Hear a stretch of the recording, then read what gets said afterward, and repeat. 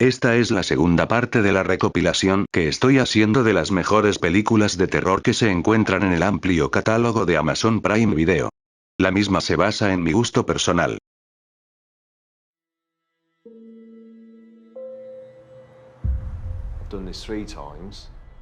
Empezamos con una joya oculta. Estrenada en el 2016 y casi desconocida hasta el día de hoy, A Dark Zone es una de las mejores muestras del buen terror que se está haciendo en Irlanda. La protagonista de la película alquila una casa en el medio de la nada y se aísla en ella con la única compañía de un ocultista. Su objetivo: contactar con su hijo muerto. Esta película es espeluznante. Construye desde el suspenso y la atmósfera, sugiriendo antes que mostrar, pero sin caer en el llamado terror elevado que tanto inunda las salas hoy. La tensión que se genera entre las dos personas que habitan la casa se vuelve insoportable a medida que el contacto espiritual se empieza a posponer debido a las estrictas reglas que propone el ocultista. Las situaciones que se van dando son incómodas y cargadas de un suspenso excepcional. Pero por suerte no es todo construcción, y la película termina a lo grande, donde uno siente que la espera valió la pena, y que el camino fue agobiante pero memorable. Gran película que merece descubrirse.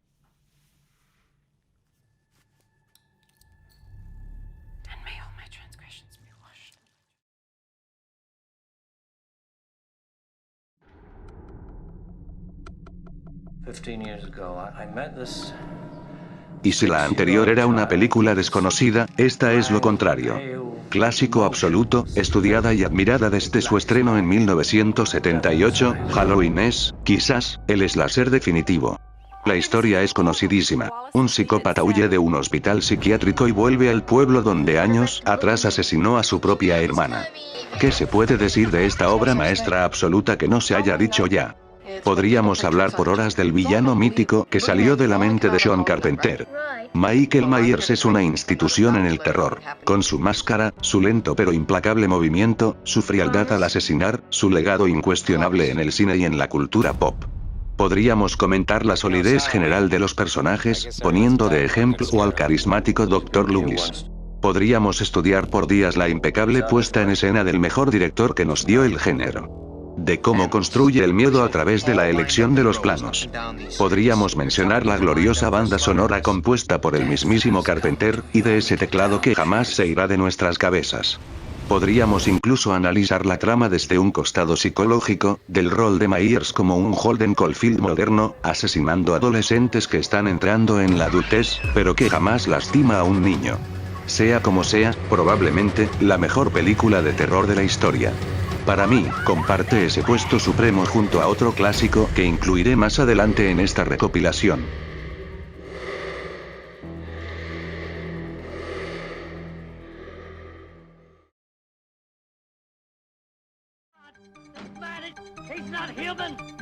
Universal Pictures presents Halloween 2. Entramos en el siempre polémico terreno de las secuelas. En 1981, el director Rick Rosenthal se vio con la difícil tarea de realizar una continuación de la obra maestra de Carpenter. Lo increíble es que salió bien parado. Halloween 2 no está ni cerca de la genialidad del maestro del terror, pero es una buena película de terror, mejor que la mayoría que salen hoy en día. El escenario cambia del encantador pueblo de la primera a un claustrofóbico hospital donde Michael irá a buscar a Laurie Strode para liquidarla de una vez por todas. Rosenthal sabe que no es Carpenter, pero aún así triunfa en brindar a la película de un suspenso insostenible y de la construcción del miedo a través de la puesta en escena. Casi un aprendiz siguiendo los pasos de su maestro. Quizá la película pierde porque intenta explicar al monstruo detrás de la máscara, cosa que la primera parte evitaba conscientemente. Es un acercamiento a la figura del asesino, pero quizás no necesitábamos estar tan cerca. Aún así, Halloween 2 es una prueba de que se pueden hacer secuelas inteligentes.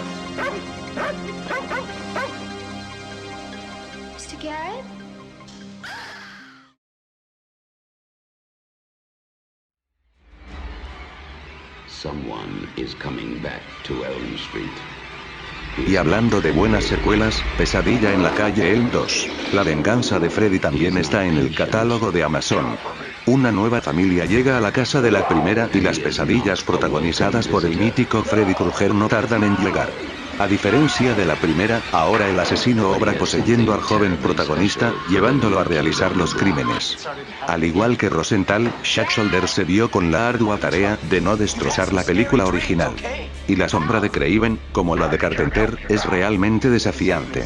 La película fue incomprendida en su momento, pero hoy casi que se puede considerar de culto. Tan divertida como la original y con momentos logradísimos, es una más que digna película de terror, con ese encanto ochentoso que jamás pasará de moda. Incluso podríamos analizar algún que otro punto subtextual, como la represión homosexual del protagonista, algo de lo que jamás se habla en la película, pero que con un ojo agudo se puede intuir. Sutilezas que el cine de terror actual se pasa por los huevos. Freddy's Revenge.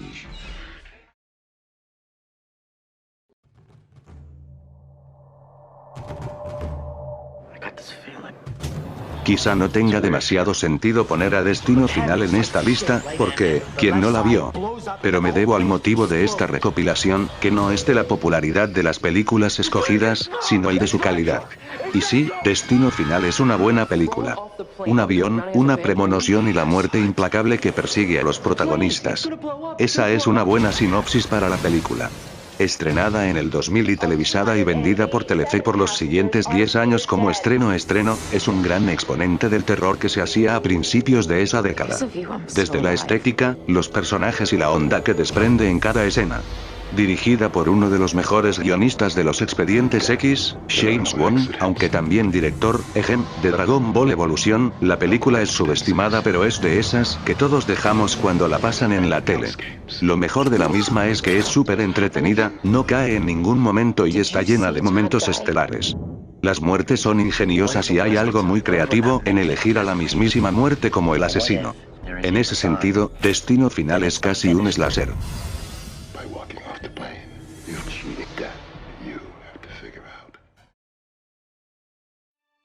We're seeing kids for the first time this weekend. I'm ready to adopt. Quizá un clásico moderno, La huérfana fue una de las películas de terror más exitosas en su año de lanzamiento, 2009. Un matrimonio adopta a una niña, la hoy icónica Esther, pero con el pasar de los días la pequeña empieza a mostrar comportamientos cada vez más perturbadores. Enmarcada en el subgénero de niños psicópatas, es un exponente claro del mismo. El guión está muy bien, trabajando con tensión las situaciones que se van dando en la familia. Hay momentos muy truculentos, y el trabajo de la joven actriz es notable. Cuando están solos Esther con sus hermanastros, la perversidad que se genera en la película es bastante particular, pocas veces se ha visto algo así en films donde hay niños involucrados. Y ni hablar del final, no solo por el giro shyamalannesco, que es espectacular, sino porque cómo se van dando las cosas hasta llegar al mismo. Una película perturbadora, en el sentido más puro del término, e inmensamente divertida. Se estrenó hace tan solo 12 años, pero ya no se ven películas así.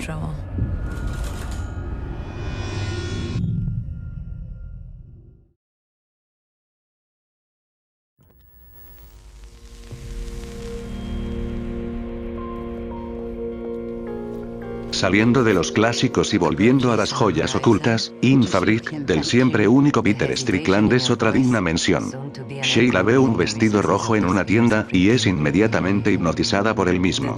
Lo que no sabe es que una maldición acecha al que lo use.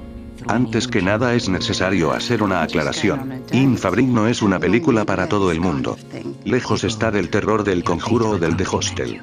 Es un atmosférico, sí, inscrito en esa ola moderna del terror, pero con un toque absurdo y bizarro que la aleja de ellas. O sea, la película trata sobre un vestido asesino, pero no es precisamente una película de serie B a los sci-fi. La mejor forma de describirla es como si David Lynch dirigiera un giallo italiano. Porque sí, la película es un giallo, pero es tan bizarro y absurdo que nada tiene que ver con Argento o Mario Bava. Y sin embargo, la película asusta bastante. Es como en las películas de Lynch, cuando los personajes empiezan a actuar de una manera extraña y uno nunca entiende bien por qué, pero que sin embargo nos resulta muy incómodo. Peter Strickland es uno de los directores más interesantes del panorama actual. Recomiendo también ver Barbarian Sound Studio para descubrirlo. I think something's wrong with that dress. Don't tell me you're scared of a dress.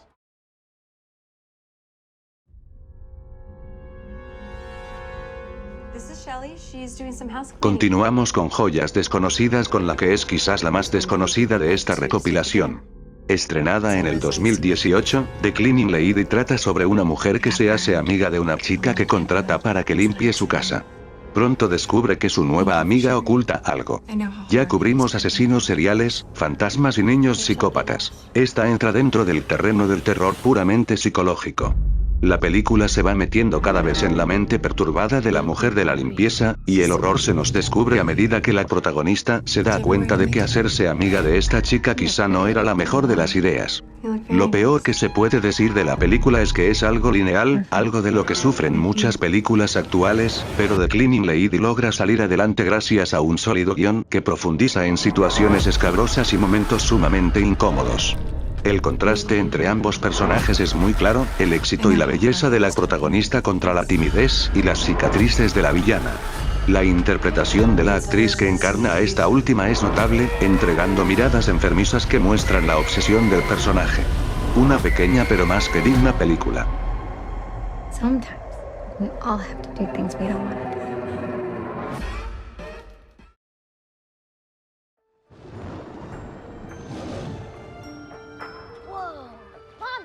Y para seguir cubriendo distintos subgéneros, ahora nos metemos con los monstruos.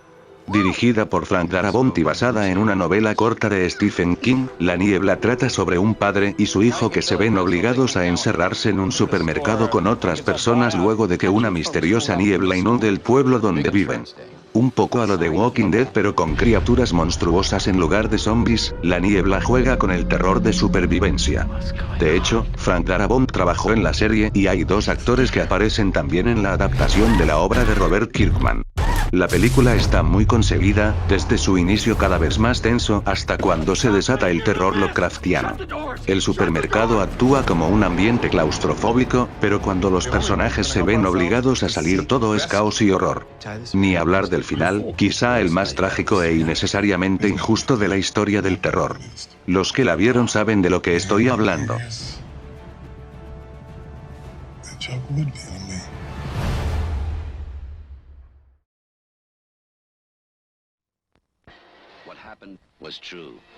Y ahora sí, para cerrar esta segunda recopilación, la única película que quizás pueda hacerle frente a Halloween, la mítica e inmensa La Masacre de Texas. La original, claro. Un grupo de jóvenes perdidos en el medio de la América rural y profunda y una familia de caníbales. Estrenada en 1974, se la puede considerar como uno de los primeros slashers. Del otro lado de la sofisticación de Halloween y la refinada puesta en escena de Carpenter, se encuentra la suciedad de Tobe Hooper y el caos absoluto de La Masacre de Texas. Todo es desquiciado en esta película, desde el montaje, que grita setentas por todos lados, hasta los personajes. Y si hablamos de personajes es necesario hablar de la brutalidad del mítico Leatherface. ¿Cómo olvidar su repentina aparición? La construcción del suspenso llega a su culmen cuando uno de los personajes ingresa en la casa de los horrores y, tras unos mantos sucios, su imponente figura y el salvaje sonido de su motosierra hacen presencia sin que uno se lo espere. Desde ahí, todo es demencial. La escena mítica con el hermano del asesino y el abuelo cuasi muerto se convirtió en una secuencia icónica, por lo asqueroso de la misma pero también por lo aterradora. Su influencia llega hasta directores como Rob Zombie. El final es cosa aparte, uno de los planos más icónicos de la historia del cine y una risa desquiciada que se funde con los gritos de la motosierra. Una de las películas más sucias, crudas, desesperanzadoras y, finalmente, aterradoras, de la historia del cine.